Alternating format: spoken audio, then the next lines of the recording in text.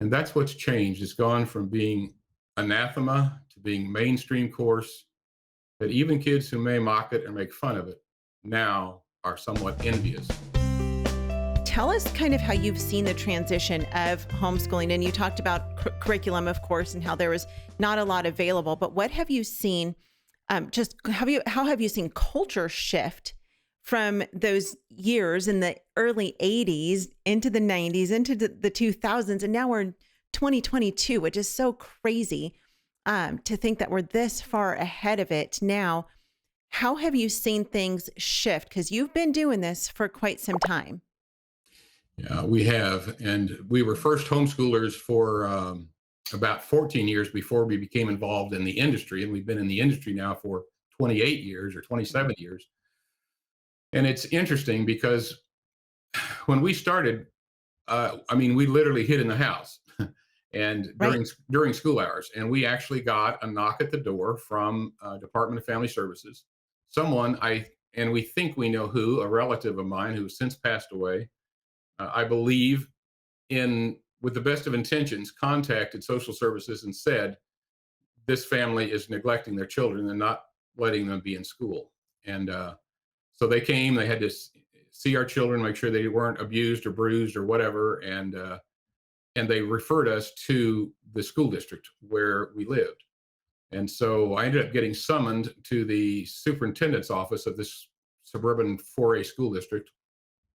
And we hired an attorney because at that point in time, there was a prosecutorial atmosphere about Sure. homeschooling, and we'd heard frightening stories. So we hired an attorney. We met. Ultimately, he gave us his blessing. He said, "I'm not going to cause you any trouble." And in fact, we had test results that indicated our children were actually testing better under our care than they had with the same test when they were in public school, or the oldest.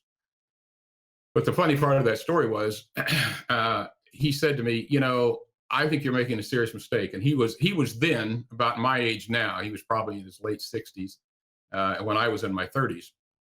And he said, I have a doctorate in public education.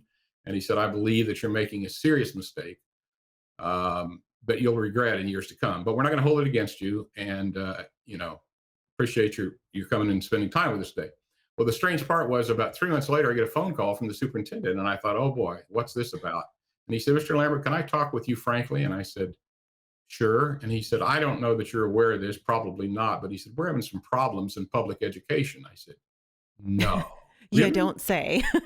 I'm shocked, doctor. And he said, no, it's true. He said, test scores continue to decline. He said, student satisfaction is declining. Parents' involvement is declining. Teacher satisfaction is declining. So he said, I put together a blue ribbon panel this summer to meet for 6 weeks to talk about what can we do to revamp public education. And you have a very unique perspective. I wonder if you'd be a part of our board. Wow.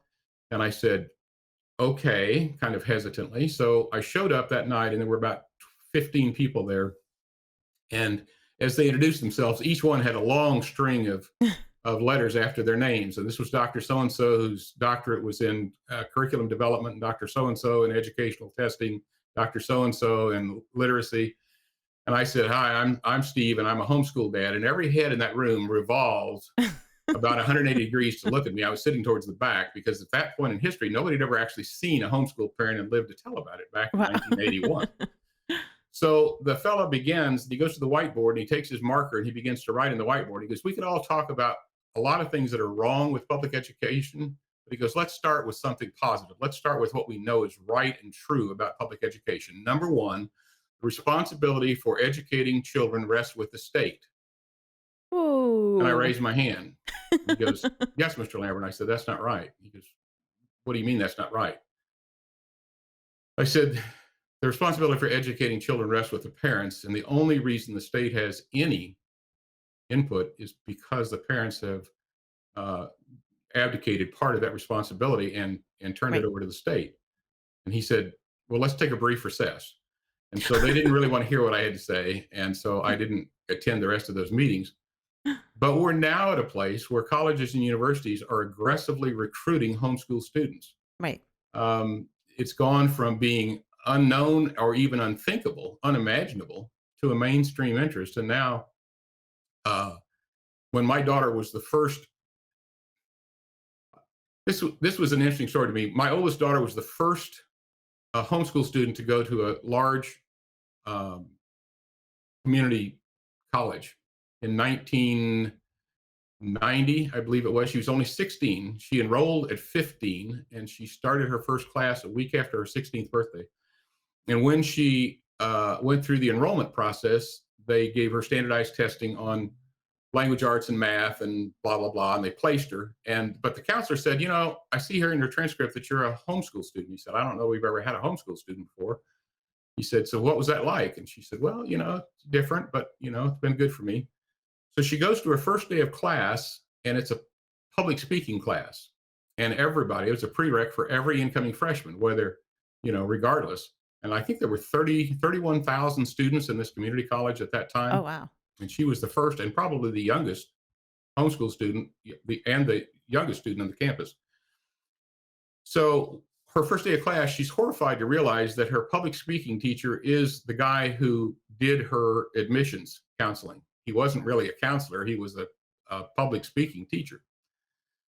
So at that, he said, ladies and gentlemen, there's no way to teach public speaking. It's just a matter of getting used to the concept of standing in front of an audience. So beginning Monday, I want each of you to be prepared to give a 6-minute speech on military involvement and nation building in foreign countries.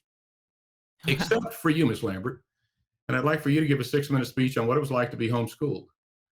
And she just about sunk under her desk in embarrassment because she didn't really want anybody to know at that time, at least her fellow students. And she said, Dad, she said, what am I going to do? And I said, well, you're going to get up and tell them about it. And so she said, as far as I can tell, she said there were mothers returning empty nesters coming back to college. There were GIs coming back on GI Bill that had been in Afghanistan or Iraq. She said there were jocks there who were not really interested in academics. They were there to play sports. There were cheerleaders. There were pre-med students. But everybody had to take this class. And so she said, I got up and I told my story. And she said, as far as I can tell, every person in that class before the semester was over found me somewhere on the campus, in the quadrangle, in the library, the dining room, the parking lot, to say, I'm so jealous that your parents were involved in your education. I wish mine had been. But she said, here's the one that killed me, Dad. She said, the most prestigious school district in our area, and we live here in the Midwest, is a 5A school district, and that particular school, I think, has around 4,000 students in the high school. And she said, a young girl came up to me in that class, and she said, can I talk to you a minute? And she said, sure. And she said, when I started high school 4 years ago, my dream was to become valedictorian of my graduating class. She said, I've never been to a sleepover. I've never been on a date. She said, I've never been at a roller skating party or anything else. I've studied for 4 years.